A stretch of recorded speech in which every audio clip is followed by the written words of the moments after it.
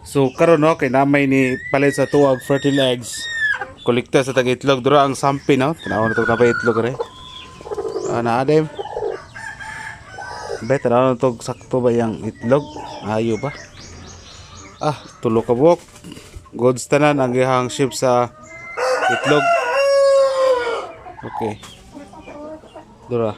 So magpadala tag fertile eggs.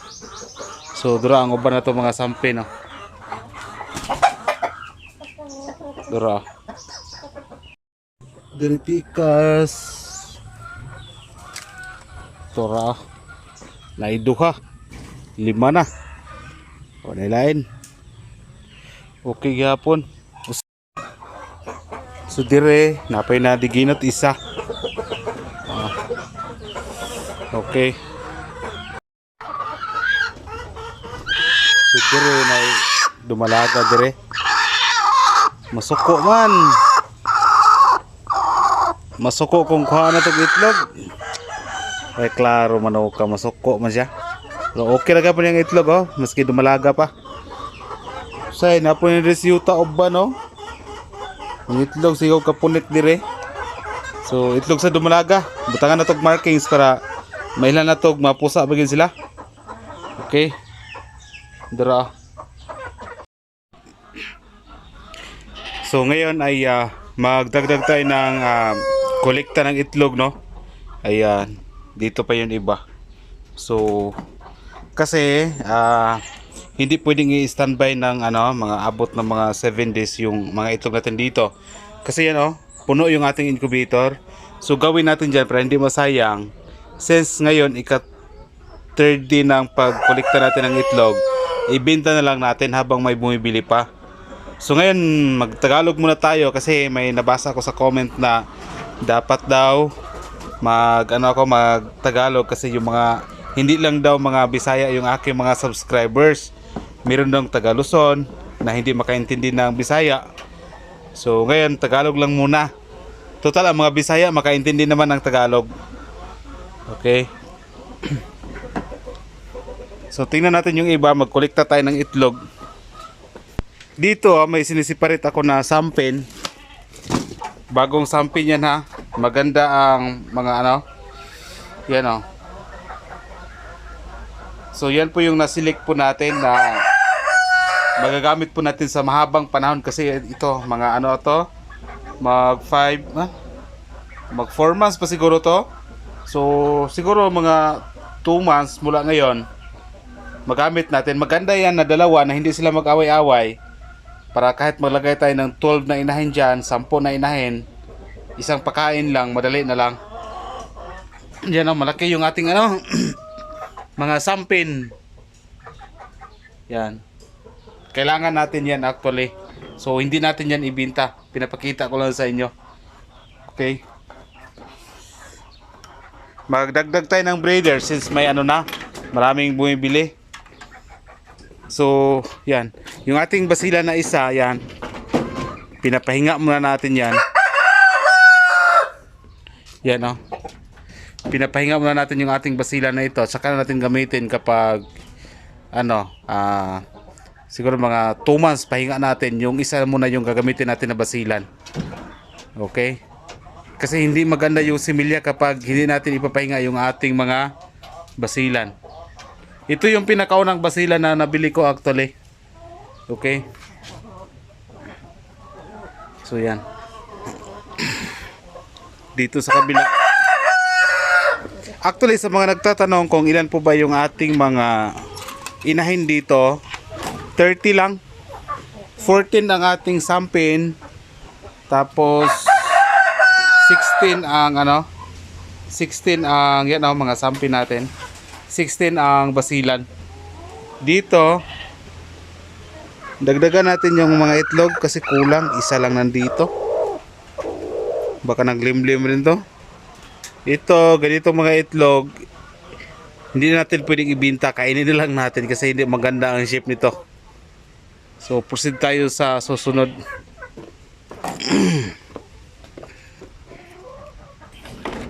Sa kabila. Dito yan makita natin may mga itlog na. Yan o. Sampin. Mukhang huluano, di ba? Kasi nga yung sampin, sabi ko sa inyo, meron siyang huluano strain. Baga may lahi ba yung sampin. Galing kasi yan sa Zamboanga Peninsula. Dito merong isa, dalawa, tatlo. Yan o. 26, 27, 29. O, kulang na lang tayo ng 7. Okay, so yan ang mga sampin dito. Laking tulong ng ating mga manok dahil sila yung nagbigay sa akin ng income. Kung hindi dahil sa ating mga manok, wala tayong extra income. Kaya makakatulong talaga yung pag-alaga ng manok sa ating sa ating pang-araw-araw na pangangailangan. Kasi kung araw-araw sila mangingitlog, meaning araw-araw ka may pira. Tulad ganito, ibenta natin to. Oh, nagbigay sila sa atin ng income yung ating mga manok. Okay. Dito sa kabila, tingnan natin. So dito may dalawa. Okay. Maganda yung shape ng kanilang itlog. Wow. Dami lang itlog. 5 yung makolekta natin ngayon. Dami.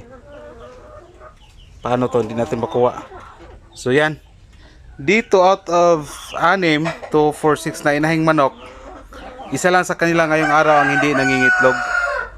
Okay. So yan, 5 yung ating mga kukolekta rito. Dito sa ating range net, no, tingnan natin. May 2. Dito wala. Dito 2 rin. May 4. Okay. Sa kabila wala. Ayan, may 4. Maaga pa kasi, baka maya-maya may mangingitlog pa maya-maya. Ayan, 4 na kolekta natin. Malaki yung mga itlog nila, Basilan. Okay. So yan ang basilan natin. 2, 4, 6, 8, 9, mga 10 yung mga babae dito. Actually kaya naman niya. Malakas yung mag-breed yung basilan na yan. Yan, bata ba? Mga 6 months pa siguro yan. Okay. So kompleto na po yung order sa ating sa ating buyer today, si Sir Eric Meneses sa Manawag, Pangasinan. Okay. Sobra na to sa isang tray. Ayan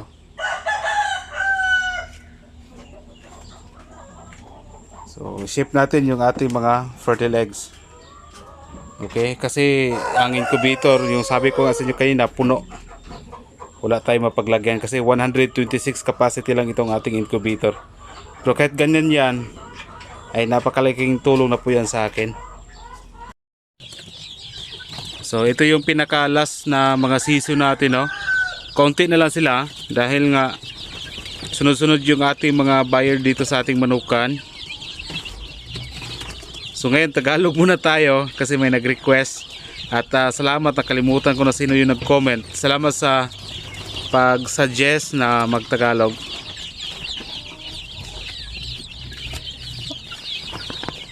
So yan. Nandito pa yung iba. So yan iba.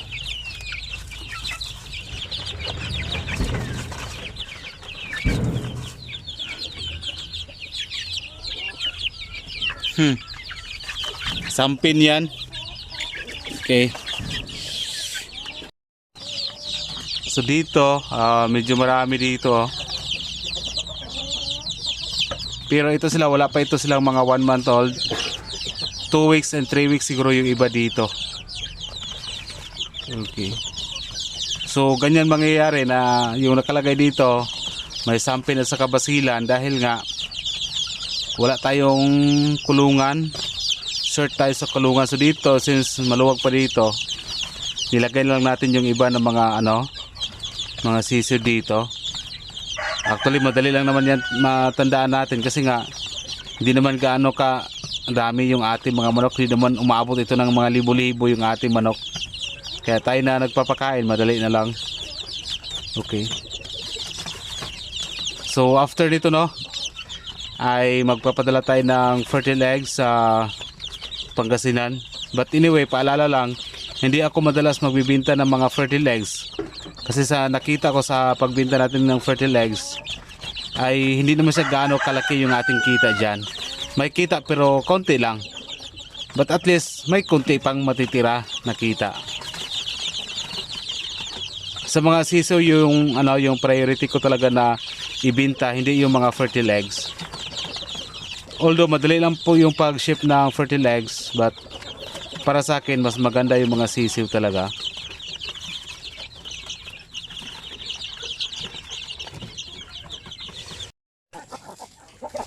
So nakita nyo dito, ang dami pang manok dito, ngayon konti na lang.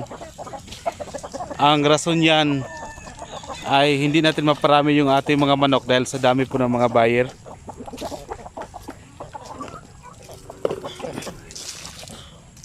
So nandito mostly dito ay mga mga breeder na lang yung nandito.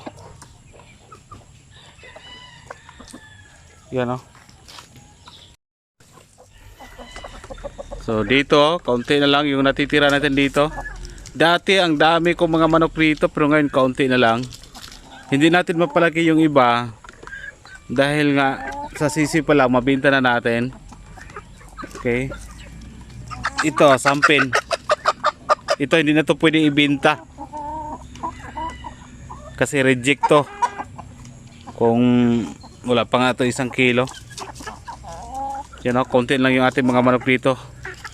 Actually sa regarding naman sa pricing sa ating mga manok, okay naman siya kasi pinapakita ko naman sa inyo nung nakaraan na hindi tayo nag-negative. Mataas yung ating sales natin and yung ating net income okay na.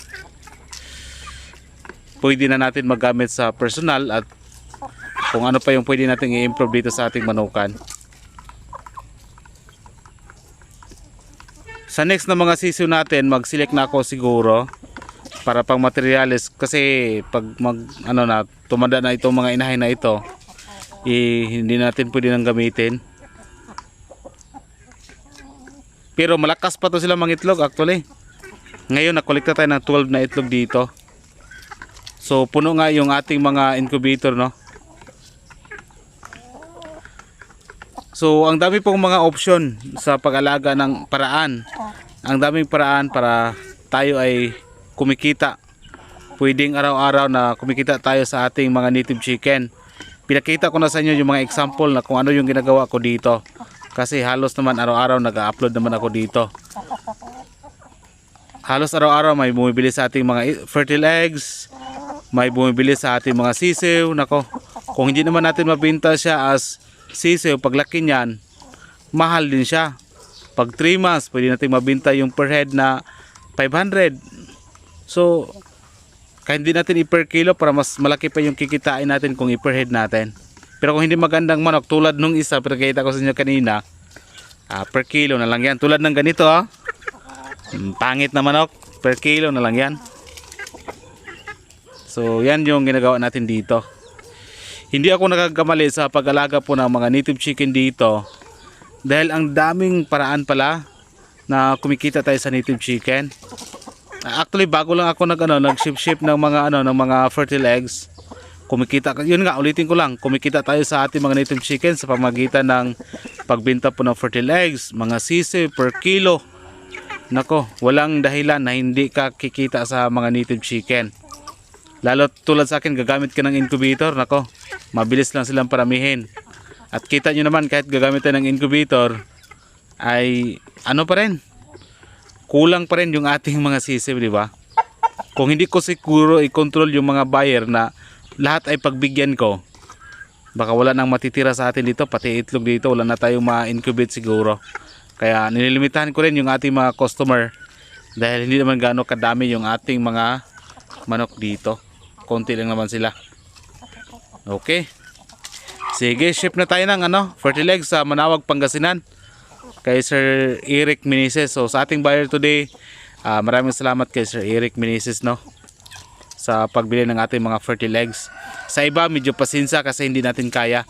Ang dami kasi. Dandahan lang tayo sa pagbenta ng mga fertilizer. Okay. So ito yung mga fertilizer ng Sampin at sa Basilan. So bali 38 po ito lahat. 23 na Basilan, tas 15 na Sampin na fertilizer. So iship natin ito sa Pangasinan kay Sir Eric Meneses, yung ating buyer nito sa ating mga fertilizer. Okay.